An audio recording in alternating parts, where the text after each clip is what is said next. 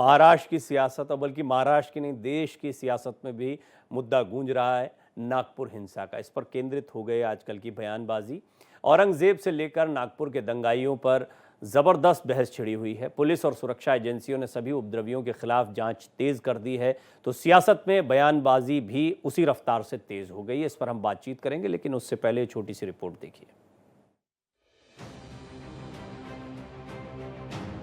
नागपुर हिंसा से जुड़े एक एक तार को खंगाला जा रहा है। नागपुर को किसने जलाया, भीड़ को किसने भड़काया, इसकी गहराई से जांच जारी है।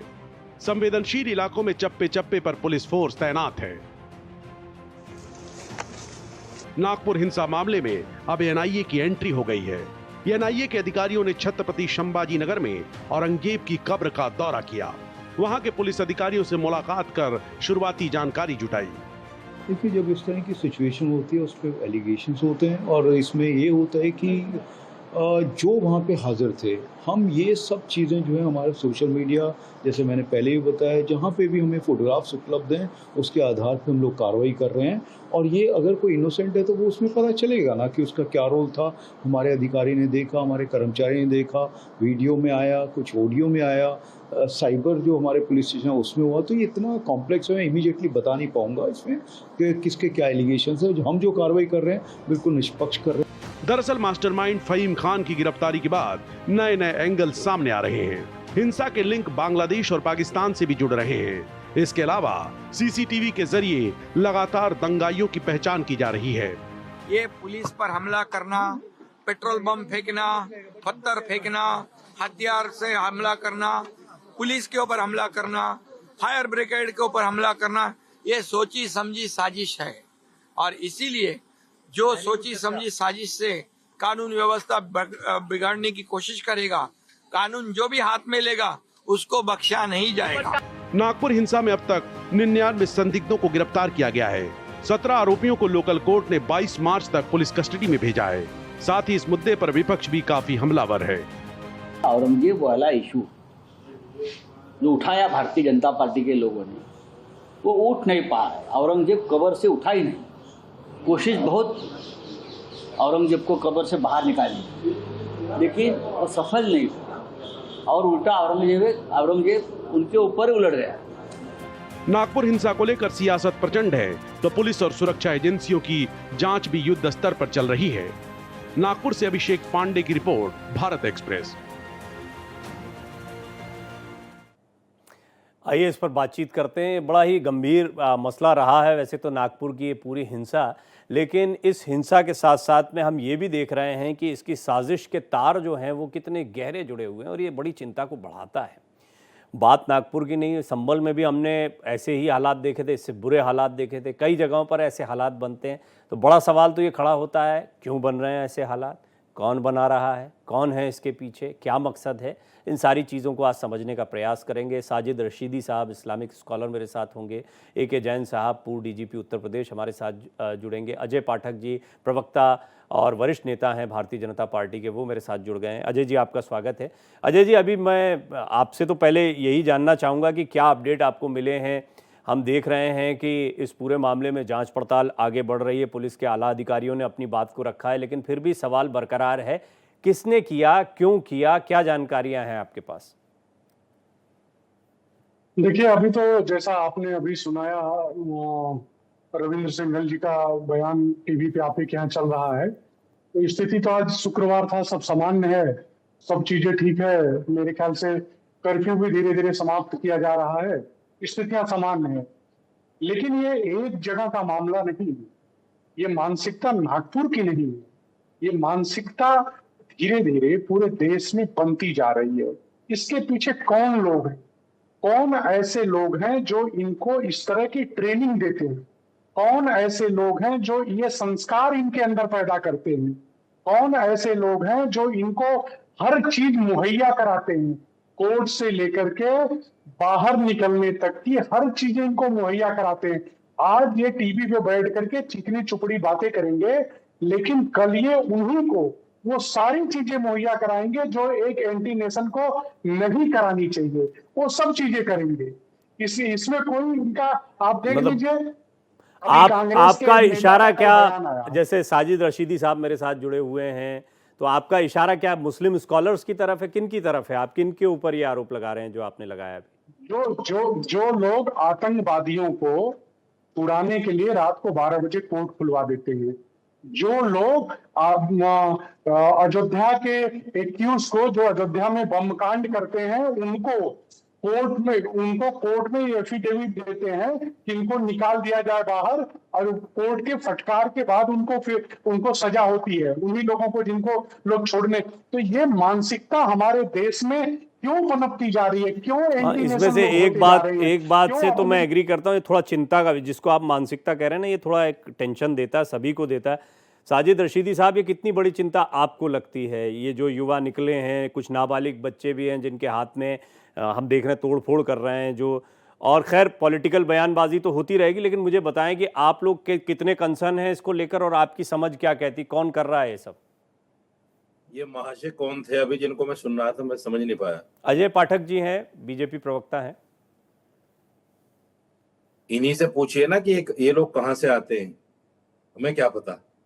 शासन प्रशासन में तो ये लोग बैठे हुए हैं, पता किसको होगा? एजेंसियां सब इनके पास हैं, तो पता तो इन्हीं को होना चाहिए ना कि ये लोग आते कहाँ से हैं। ये सवाल हमसे कर रहे हैं। सवाल ये है कि जो लोग विदाउट परमिशन के आंदोलन जारी रखते हैं, वो लोग कहाँ से आते हैं? जब परमिशन नहीं देगी, आपको याद होगा अभी 17 मार्च में वक्फ बोर्ड के लिए जंतर मंतर पे प्रदर्शन हुआ। 10 तारीख को अप्लाई किया गया था, 10 तारीख को टाइम नहीं मिला, प्रशासन ने 13 तारीख दिया। 13 के बाद 14 की होली थी, तो इन्होंने और आगे बढ़ाया कि भाई हमें 17 का दे दो, चूंकि होली है, कहीं किसी तरह का कोई मामला ना बन जाए। जब हम लोग कोई भी धरना प्रदर्शन करते हैं तो प्रशासन से परमिशन लेकर करते हैं। ये वीएचपी वाले कौन लोग हैं जो विदाउट परमिशन करते हैं? दूसरी बात ये है, आप देखिए जिस तरीके से वहां हमला हुआ नागपुर में, मैं इसलिए कह रहा हूं क्योंकि मैं 13 तारीख में वहीं था, 11, 12, 13 मैं नागपुर में था। 14 में होली थी। हम दिल्ली में देखते हैं कि एक दिन पहले पानी फेंकना और कुछ ना कुछ करते रहना, ये दिल्ली में शुरू हो जाता है एक दिन पहले। लेकिन वहां लोग इतने शांत थे, मैंने किसी को किसी पर पानी फेंकते हुए नहीं देखा। मैंने होली का किसी तरह का कोई हुड़दंग नहीं देखा। और मुस्लिम महल्ला जो मोमिनपुरा है, वहां भी बिल्कुल अमन शांति, किसी तरह की कोई बात थी नहीं। 13 तारीख को मैं रात में इफ्तार के बाद निकला हूं वहां से, 7-7:30 बजे के आसपास, कोई किसी तरह की बात नहीं थी। जिस तरीके से हमले हुए हैं कि मुसलमान का घर छोड़ दिया गया, हिंदू का घर पे हमला हुआ, मुसलमान की दुकान छोड़ दी गई, हिंदू के घर जला दी गई, और दुकान जला दी गई और गाड़ियां हिंदुओं की जलाई गई, जैसे दिल्ली में हुआ था। आपको याद होगा दिल्ली में यही पैटर्न अपनाया गया था कि हिंदू का मकान छोड़ दिया गया था, मुसलमान का मकान जला दिया गया था। हिंदू की दुकान छोड़ दी गई थी, मुसलमान की दुकान जला दी गई। ठीक है, मैं आपका पॉइंट समझ गया। आप ये कहना चाह रहे हैं कि ये मैं पूरी कर दूं बात, मैं पूरी कर दूं। साजिश आप इसको बता रहे हैं कि इसको एक नैरेटिव बनाया गया है। मैं इसलिए कह रहा हूं कि ये पैटर्न कहां से आता है, मेरा भी यही सवाल है। ये पैटर्न आता कहां से? जब इस तरह के हमले होते हैं, तो उसके लिए जब दिल्ली की रिपोर्ट निकल कर आई थी, तो बाकायदा बताया गया था कि इसकी रैकिंग हुई थी महीनों पहले से, और ये चिन्हित किया गया था कि मुसलमान के घर, मुसलमान की दुकानें, मस्जिदें कहाँ कहाँ हैं, कैसे कैसे हैं। सेम वही पैटर्न वहां अपनाया गया, और हिंदू की दुकानें, हिंदू की गाड़ियां जलाई गई। तो ये जो पैटर्न तैयार करने वाले लोग हैं, क्या हमारी एजेंसियों को पकड़ में नहीं आते ये लोग? नहीं, पकड़ा गया है, उसमें फहीम नाम का लड़का सामने आया है, कई और बच्चे आए, इसीलिए मैंने सवाल किया था। अरे मेरे भाई, फहीम जो पकड़ा गया है, देखिए मैं उसको ये नहीं कह रहा हूँ, क्लीन चिट नहीं दे रहा हूँ। मैं रशीदी लेकिन साहब, मुसलमान तो हम ऐसे आप दंगों इतनी में बात पकड़े करते जाते हैं, हैं, रशीदी दिल्ली साहब दंगों में सुनिए ना मुसलमान ही मेरी पकड़े बात, गए। सुनिए ना। मैं इतने सालों से हम आप बात कर रहे हैं, मैं जानता हूं, मैं आपसे इतने सालों से बात कर, मुझे याद है 15-20 साल तो हो गए होंगे आपसे बात करते हुए। तो आप रुकिए ज़रा, AK जैन साहब जैसे सीनियर अधिकारी भी हमारे साथ मौजूद हैं, उनको भी सुन लेते हैं, क्योंकि इसको देखने का आप लोगों का नज़रिया अलग है, उनका नज़रिया बिल्कुल अलग है। हम ये भी जानते हैं कि ऐसे कई इंसिडेंसेस को उन्होंने काबू भी करने का प्रयास किया है। तो सर, आप मुझे बताएं, अभी तक आपकी एनालिसिस क्या कहती है? आप लगातार मीडिया के माध्यम से देख रहे होंगे, आपके अपने सोर्सेज भी रहते हैं, आप डीप एनालाइज करते हैं। क्या है, आपने दोनों पक्षों को सुना, बीजेपी की तरफ से आपने सुना, साजिद रशीदी साहब ने अपनी बात को रखा है, आपकी एनालिसिस क्या कहती है? नागपुर में जब दंगा हुआ तो ये बड़ा सरप्राइजिंग था। नागपुर का कभी कोई कम्युनल इतिहास नहीं रहा है और कोई ऐसी घटना नहीं हुई थी जिसको लेकर ये हो कि मुस्लिम पक्ष एकदम से आंदोलित हो गया। तो मेरा ये मानना है कि ये जो घटनाक्रम हुआ है इसको एक नैरेटिव बनाने का प्रयास किया गया है कि साहब ये नैरेटिव बनाया जाए कि साहब ये एक चादर जला दी गई, उस पे आयतें लिखी हुई थी और ये बेअदबी हो गई और ये हो गया। पेट्रोल बम फेंके जाने और जिस प्रकार से तोड़फोड़ की गई है, जिस प्रकार से गाड़ियों को डैमेज किया गया है, जिस प्रकार से पथराव किया गया है, पुलिस फोर्स को टारगेट किया गया है, कोई कुल्हाड़ी लिए था, कोई तलवार लिए था, उससे अटैक किया है, ये सब जो घटनाक्रम हुआ है वो भी एक नागपुर जैसी जगह में, वो बहुत आश्चर्यजनक है। और एजेंसीज लगी हुई हैं, गिरफ्तारियां हो रही हैं, वेपन्स भी बरामद हो रहे हैं, बहुत सी जो सोशल मीडिया अकाउंट्स हैं उनको भी खंगाला जा रहा है, कौन कौन से अकाउंट्स एक्टिव थे, किस किस पे क्या क्या मैसेजेस पास हुए हैं, किसने लीड किया है।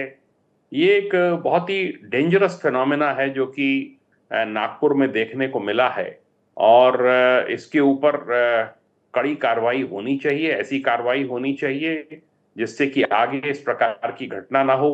वीएचपी के लोग हों, विश्व हिंदू परिषद या बजरंग दल के हों, अगर कोई बिना परमिशन किसी ने कोई प्रोसेशन निकाला है तो उनके खिलाफ भी कार्रवाई होनी चाहिए। मैं पढ़ रहा था कि कहीं उन्होंने सरेंडर किया है और उनको बेल मिली है क्योंकि उन्होंने जो परमिशन ली जानी चाहिए थी वो नहीं ली है। कार्रवाई होनी चाहिए और सभी को नियमों का पालन करना चाहिए, सबका देश है और सबका फर्ज बनता है कि यहाँ पर जो है वो शांति व्यवस्था कायम रहे। एक कर्फ्यू लगाना और इतने इतने पुलिस वालों का, सीनियर ऑफिसर्स का इंजर्ड होना, किसी पे कुल्हाड़ी से अटैक किया गया, बताया गया मुझे कि कुछ महिला कांस्टेबल्स और महिला पुलिस फोर्स के साथ दुर्व्यवहार किया गया, ये सब बहुत अशोभनीय है। और जैसे जैसे जांच आगे बढ़ेगी, बहुत सी इंटेलिजेंस एजेंसीज भी, इंडिया की एनआईए और आईबी और सब इसमें लगे हैं और पता लगाने का प्रयास कर रहे हैं कि क्या इसका फ्लैश पॉइंट क्या था, क्या वजह रही। एक्शन होगा, सख्त एक्शन चल होगा। रहा है। हमने सीनियर आला अधिकारियों को भी सुना, हमने सुना कि वो किस तरह से जांच को आगे बढ़ा रहे हैं। यहाँ पर मैं चर्चा को आगे बढ़ाऊं उससे पहले जो दर्शक सुन रहे हैं हमको या सुनेंगे, इंटरनेट के माध्यम से ज़्यादा सुनते हैं, उनसे ये ज़रूर कहना चाहूँगा कि आपने अभी जितनी भी बातचीत सुनी उसमें एक बात बहुत स्पष्ट है कि यहाँ पर ये जितने भी लोग हैं, चाहे ये जो जिनकी तस्वीर देख रहे हों या और इनको उकसाने वाले भी कोई लोग हों, इन सब के अपने एजेंडे होते हैं, अपने नैरेटिव्स होते हैं। आप चाहे हिंदू हों चाहे मुसलमान हों, आप यदि इस तरह की खबरों के बीच में आते हैं और आप इनके साथ में मानसिक रूप से, जहनी तौर पर इन्वॉल्व होते हैं तो भी समस्या का विषय है। ये देश हमारा है, यहाँ पर कहीं भी हिंसा हो वो हम सब के लिए परेशानी का सबब होनी चाहिए और इसको लेकर चिंता होनी चाहिए। पाठक साहब, अभी हम रशीदी साहब को तो सुना मैंने, लेकिन उनसे पहले संजय राउत जी को भी मैं सुन रहा था। वो कह रहे थे कि आप औरंगजेब का मुद्दा उठाना चाहते थे लेकिन वो कब्र से बाहर नहीं आए। ये इसका बीजारोपण कहाँ से हुआ है, मैं वो जानना चाहता हूँ कि चलिए मान लीजिए वो मुस्लिम है हमला करने वाले और कोई और हैं, वो आइडेंटिफाई हो जाएगा जांच पड़ताल जैसे जैसे होगी, लेकिन ये शुरुआत क्यों हुई, ये आग क्यों है नागपुर में? देखिए तिवारी जी, इस लोकतांत्रिक देश में सबको अपनी अपनी बात कहने का अधिकार है। बीएचपी अगर कोई आंदोलन कर रही थी तो बीएचपी ने ना किसी के घरों पे हमला किया, ना किसी के ऊपर लाठी बम चलाए, ना किसी के ऊपर बम चलाया, ना किसी के कहीं तोड़फोड़ किया उन्होंने। लेकिन और उनके खिलाफ एफआईआर हुआ, 4 बजे एफआईआर हो गई, मामला रफा दफा हो गया।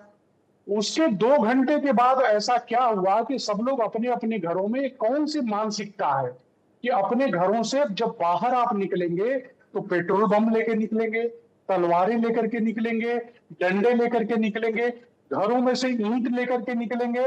और अभी जैसा जैन साहब ने बताया, ऐसे जो महिला पुलिसकर्मी थी, महिला पुलिसकर्मियों के साथ बदतमीजी की गई बाकायदे। वो सीसीटीवी में रिकॉर्डेड है, ऐसा नहीं है कि अनरिकॉर्डेड है, वो सब सीसीटीवी में। और बताएं 150 सीसीटीवी इन्होंने चिन्हित करके तोड़े कि हमको कहाँ कहाँ आंदोलन करना है, उन जगहों पे 150 सीसीटीवी कैमरे इन्होंने तोड़े जानबूझ के। तो ये क्या दर्शाता है? ये दर्शाता है, बीएचपी ने लोकतांत्रिक तरीके से आंदोलन किया, आप भी आंदोलन कर लिए होते, आप भी धरना प्रदर्शन करते। आप अगर औरंगजेब को अपना सब कुछ मानते हैं तो आप धरना प्रदर्शन कर लिए होते।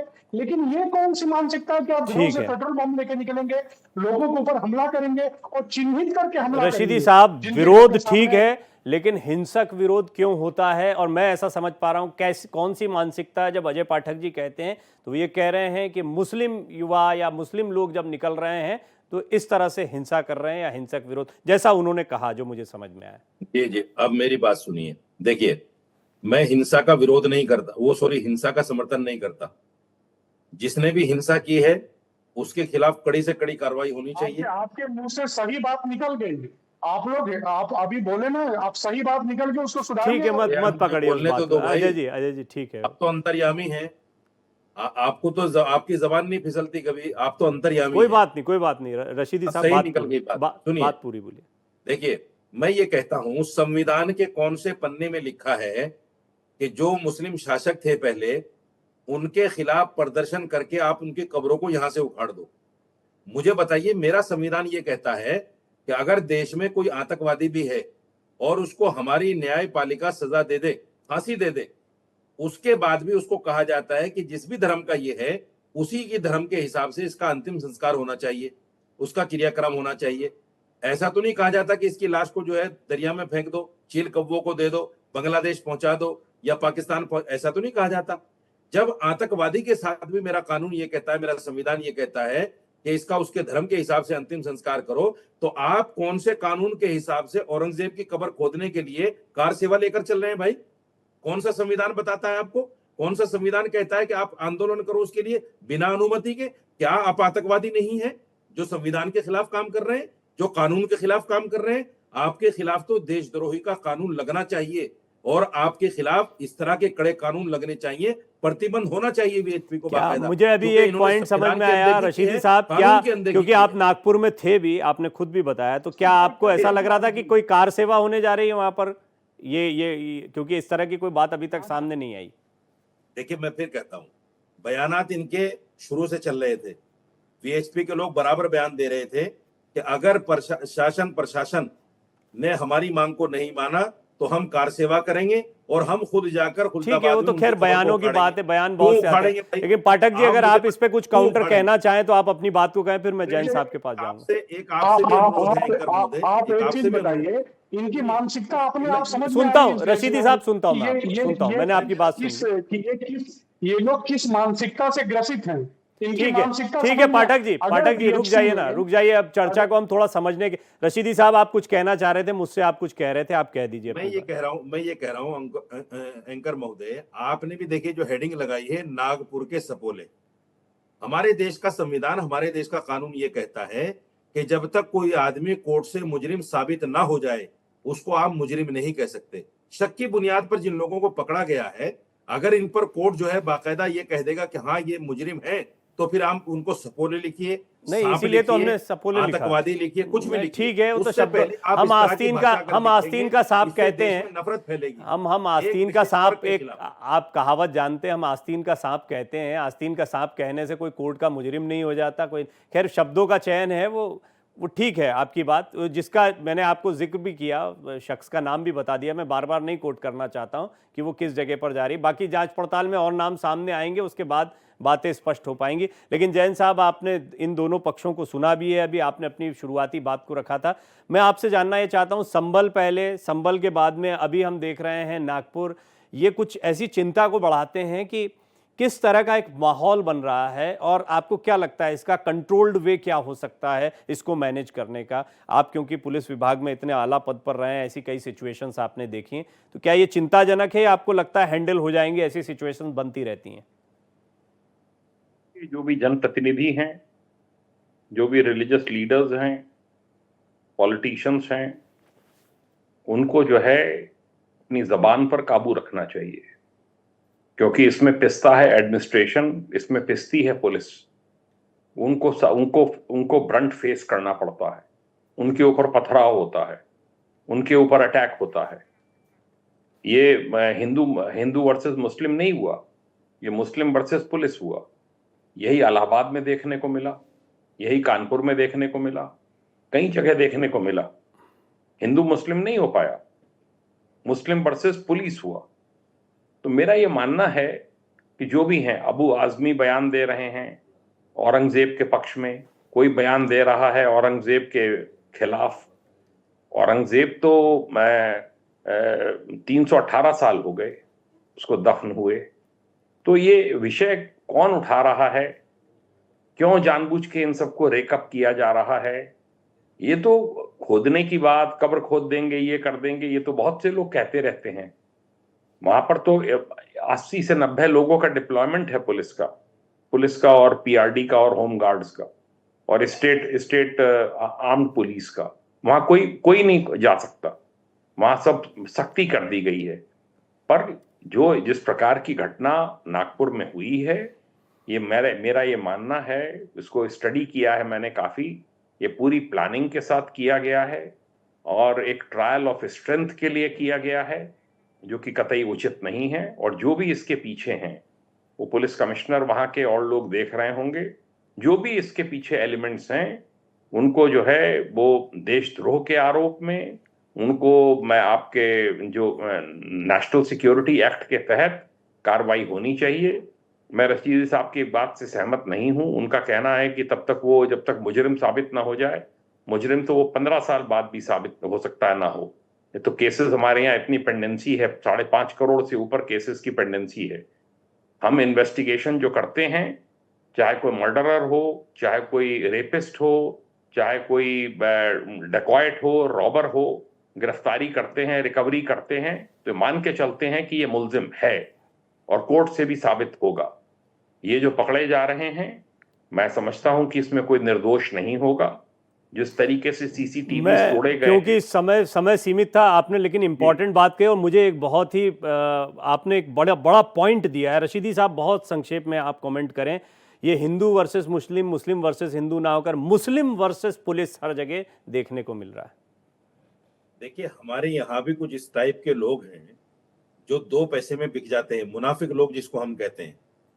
ये मुसलमान नहीं हो सकते। अगर इस तरह का कृत्य इन्होंने किया है, ये मुसलमान नहीं हो सकते। अफवाह के ऊपर इस तरह का काम करना, मैं नहीं समझता कि ये लोग इस्लाम के लिए काम कर रहे हैं। ठीक है, ये आपने एक अच्छी बात कही। मैं इसी पॉइंट पर इसको खत्म करता हूं चर्चा को। अफवाह पर ध्यान न दें। मैंने पहले भी कहा, आप हिंदू हो, मुसलमान हो, इन बातों में न पड़ें, शांति बनाए रखें, इस तरह की चीजों को प्रसारित भी ना करें। ये आपका बड़ा योगदान होगा। अजय जी, आपका धन्यवाद। AK जैन सर, आपका धन्यवाद। रशीदी साहब, आपका भी बहुत बहुत शुक्रिया बातचीत करने के लिए।